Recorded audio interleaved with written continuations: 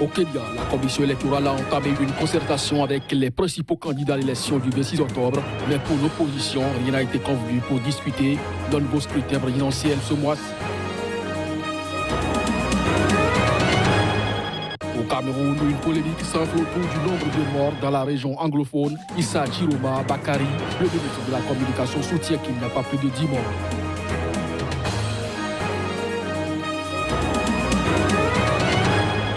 En Ouganda, des engins explosifs, vraisemblablement des grenades, ont visé mardi les demeures de 2 influents députés de l'opposition, très critiques du projet de suppression de la limite d'âge.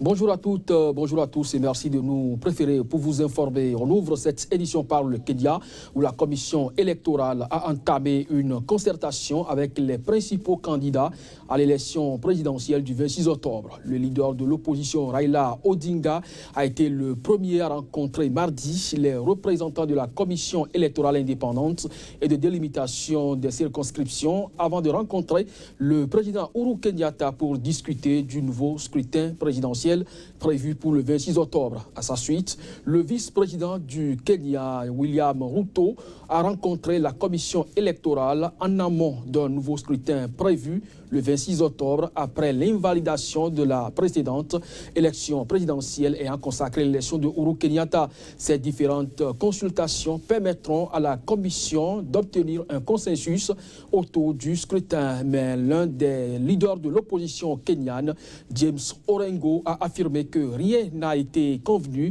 après avoir rencontré les représentants de la commission électorale pour discuter d'un nouveau scrutin présidentiel ce mois-ci. Cette fois, on sera en Ouganda où des engins explosifs, vraisemblablement des grenades, ont visé mardi les demeures de 2 militants de l'opposition très critiques du projet de révision de la Constitution qui limite le nombre d'âges pour pouvoir être élu président dans ce pays. Il y a eu 3 explosifs la nuit passée, a déclaré Bobi Wine, montrant à un journaliste de l'AFP les vitres brisées de la chambre de son fils et assurant qu'il s'agit de la 2e attaque de ce genre en quelques jours. Quant à Sewanyana, il a appelé à l'aide dans la nuit sur son compte Facebook. Des gens ont lancé une grenade contre ma maison, j'ai besoin de secours. Joignant une photo de fragments de plastique et de métal provenant selon lui d'une grenade. Un 3e député de l'opposition, Moses Kazibante, avait apporté la semaine dernière une attaque similaire. Bobi Wine a affirmé mardi recevoir des menaces de mort quasi quotidiennes depuis que lui et d'autres députés de l'opposition se sont opposés au Parlement à un projet d'amendement de la Constitution visant à supprimer la limite d'âge pour être candidat à une élection présidentielle qui permettrait au chef de l'État, Yoweri Museveni, 73 ans, de briguer un 6e mandat en 2021. La Constitution impose actuellement aux candidats au poste de président d'être âgés de 35 à 75 ans. Le porte-parole de la police de Kampala a indiqué que les explosions chez les 3 parlementaires présentaient des similitudes. Les engins utilisés contre la maison de Moses Kazibante la semaine passée sont des grenades moins puissantes que celles utilisées par l'armée, a-t-il précisé. Un porte-parole du gouvernement a assuré que l'opposition avait mis en scène ces explosions provoquées par des grenades assourdissantes afin de pouvoir blâmer le gouvernement. Wan et Sewanyana figurent parmi les 24 députés d'opposition suspendus à la suite de scènes de pugilat dans l'hémicycle la semaine passée.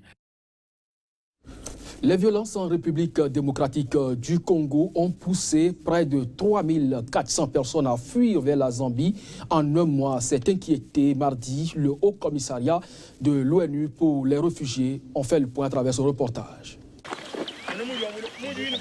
Il s'agit du plus grand afflux de réfugiés observé au cours de ces 5 dernières années, selon l'organisation. Les gens fuient les affrontements interethniques ainsi que les combats entre les forces de sécurité congolaises et les milices, a expliqué Andrej Mahecic, un porte-parole du Haut Commissariat pour les réfugiés. La plupart d'entre eux viennent des provinces du Haut-Katanga et de Tanganyika. Beaucoup souffrent de malnutrition, de paludisme, de problèmes respiratoires, de dysenterie et de maladies de la peau, a indiqué l'instance des Nations Unies. 60% de réfugiés sont des enfants, toujours selon l'ONU.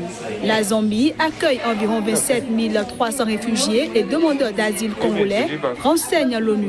La plupart des nouveaux venus sont transférés dans un centre de transit dans le district de Nchelenge, à 90 km de la frontière. Certains restent à la frontière en attendant d'être rejoints par leurs proches.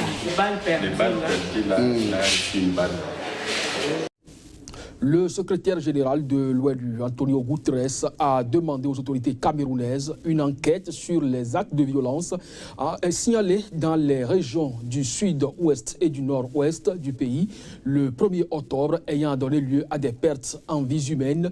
Ces violences auraient fait une trentaine de morts selon les indépendantistes. Antonio Guterres a condamné fermement ces actes et reste profondément préoccupé par la situation au Cameroun, a précisé lundi soir dans un communiqué son porte-parole. Le patron de l'ONU exhorte les dirigeants politiques des deux côtés à appeler leurs partisans à s'abstenir de tous nouveaux actes de violence et à condamner sans équivoque toute action qui puisse nuire à la paix, la stabilité et l'unité du pays, a ajouté son porte-parole. Il prend note de l'appel au dialogue lancé par les autorités et encourage les représentants de la communauté anglophone à saisir cette opportunité dans leur recherche de solutions aux griefs de la communauté dans le cadre de la Constitution camerounaise. Ouverte il y a près d'un an, la crise anglophone au Cameroun a connu son épisode le plus sanglant dimanche, avec au moins 17 morts en marge d'une proclamation symbolique d'indépendance vis-à-vis des francophones, selon un bilan établi lundi par Amnesty International et des sources officielles. À ce bilan s'ajoutent 2 autres décès comptés au cours du week-end dans les 2 régions anglophones. Depuis novembre 2016, la minorité anglophone, qui représente environ 20% des 22 millions de Camerounais et 2 régions sur 10 dans tout le pays, proteste contre ce qu'elle appelle sa marginalisation dans la société. Outre les séparatistes, des anglophones exigent le retour au fédéralisme qui a prévalu au Cameroun entre 1961 et 1972 avec 2 États au sein d'une même république. Jeudi, Antonio Guterres était déjà intervenu dans le conflit en exhortant les autorités camerounaises à promouvoir des mesures de réconciliation nationale.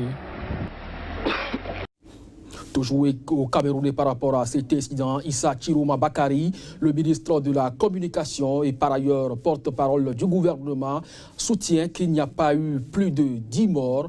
Il explique que 5 autres personnes se sont servies d'armes contre les forces de l'ordre et ces derniers ont fait preuve de légitime défense et donc ont tiré sur ces derniers. John Fundi, le représentant de l'opposition qui accuse le président Paul Biya d'être responsable du pourrissement de la situation dans les régions anglophones, avait préalablement annoncé plus de 30 morts. L'OMS s'est préoccupé par le fait que la peste se répande davantage dans la région de Madagascar car elle est déjà présente dans plusieurs villes du pays. C'est bien sûr une déclaration faite ce mardi. On suit le point à travers ce reportage. Le porte-parole de l'OMS a indiqué que le risque de propagation de la peste est élevé au niveau national et modéré au niveau régional en raison des vols fréquents vers les îles voisines de l'océan Indien. Le risque de propagation étant faible au niveau international, l'OMS ne préconise aucune restriction de voyage ou de commerce avec Madagascar. Selon l'organisation, la peste réapparaît presque chaque année à Madagascar, généralement de septembre à avril.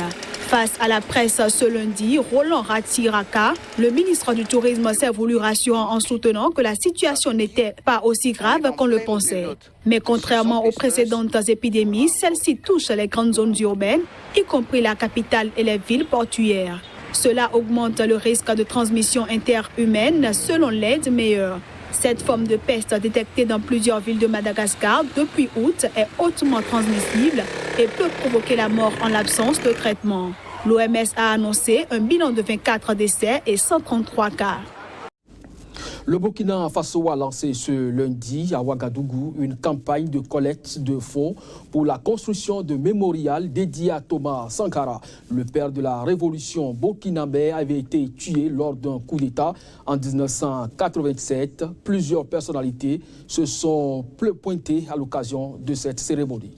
Ce mémorial, qui devra être érigé sur une superficie de 4 hectares au Conseil de l'Entente, le siège du Conseil national de la Révolution, où Thomas Sankara a été tué le 15 octobre 1987, nécessitera plusieurs milliards de francs CFA. Initié par un groupe de la société civile rassemblant des écrivains, des artistes, des compagnons et l'État burkinabé, la construction du mémorial Thomas Sankara est née de la volonté de fédérer plusieurs initiatives à travers le monde visant à honorer et promouvoir la pensée politique et les actions de la révolution burkinabé.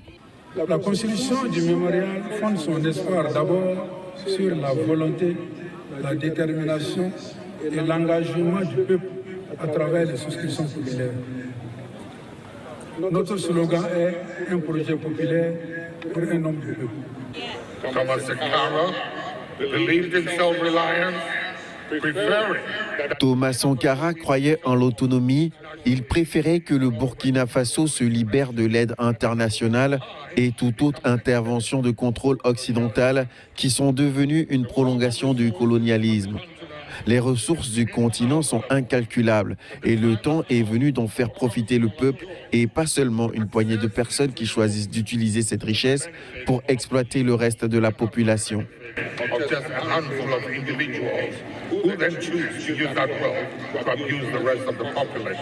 Longtemps resté en veille sous le régime de Blaise Compaoré, le dossier de l'assassinat du capitaine Sankara a connu une accélération sous le gouvernement de transition qui a ordonné fin mars 2015 l'ouverture d'une enquête judiciaire. Incarcéré pour le coup d'État manqué de septembre 2015 dont il est le principal auteur, le général Gilbert Diendéré est poursuivi dans l'affaire Thomas Sankara pour atteinte à la sûreté de l'État, séquestration, terrorisme et crimes contre l'humanité. Outre lui, 12 autres personnes ont été inculpées dans l'assassinat du père de la révolution burkinabé. Blaise Compaoré, qui vit en exil en Côte d'Ivoire, a été inculpé de complicité d'attentat, d'assassinat et complicité de recel de cadavres. Il est visé par un mandat d'arrêt, tout comme l'ancien adjudant-chef Hyacinthe Kafando, l'un de ses anciens gardes du corps, souvent présenté comme le chef du commando qui a abattu Sankara. Le Sénégal et le Mali ont fermé lundi des écoles privées gérées par des proches du prédicateur turc exilé Fethullah Gülen. Ce dernier a été accusé par le président turc Recep Erdogan d'avoir orchestré le putsch manqué perpétré contre sa personne le 15 juillet 2016. La reprise des classes aura été de courte durée dans plusieurs écoles sénégalaises. À Dakar, la police a interdit l'accès à l'une des 9 écoles gérées au Sénégal par l'association turque Baskent et Jetim, liée à Fethullah Gülen. Même scénario à Bamako, au Mali, où les forces de l'ordre ont également interdit l'accès aux écoles liées à Gülen. Une décision qui suscite l'indignation tant auprès des parents d'élèves que des enseignants. Il n'y a aucune connexion entre cette direction qui est là depuis 20 ans et une quelconque rébellion turque. Ça, je peux en témoigner parce que moi, je suis là depuis 20 ans. Les problèmes politiques, on s'en fout. Ce qui nous intéresse, c'est que nos enfants rentrent dans leur classe et fréquentent leur école. On s'est sacrifié pour que nos enfants viennent dans cette école-là. Parce que cette école-là a fait ses preuves. Depuis plus de 20 ans, ils ont fait des performances extraordinaires en termes de réussite au niveau du bac et partout. Fethullah Gülen est l'initiateur présumé du putsch manqué perpétré contre le président turc Recep Erdogan le 15 juillet 2016. Depuis cette date, le président Erdogan mène une offensive contre toutes les écoles et universités du prédicateur en Turquie et également dans 120 pays. Voilà, c'est sur cette note éducative que nous refermons cette édition. Merci à vous de l'avoir suivi. L'information se poursuit sur site.